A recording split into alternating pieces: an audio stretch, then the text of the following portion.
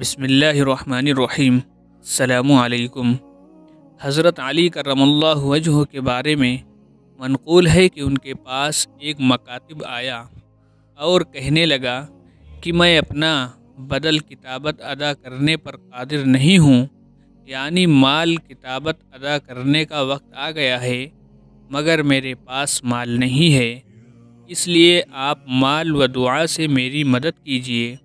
حضرت علی رضی اللہ عنہ نے فرمایا کہ کیا تمہیں وہ دعا نہ بتا دوں جو نبی کریم صلی اللہ علیہ وسلم نے مجھے سکھائی تھی کہ جس کی برکت سے اگر تمہارے اوپر پہاڑ کی مانند بھی قرض ہو تو اللہ تعالیٰ تمہارے ذمہ سے ادا کر دے گا۔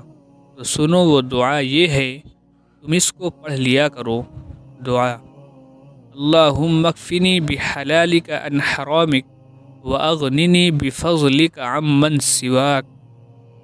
اے اللہ، مجھے حلال مال کے ذریعے حرام سے بے نیاز کر دے، یعنی مجھے حلال رزق عطا فرما تاکہ اس کی وجہ سے حرام مال سے بے نیاز ہو جاؤں، اور اپنے فضل و کرم کے ذریعے اپنے ما سوا سے مجھے مستغنی کر دے۔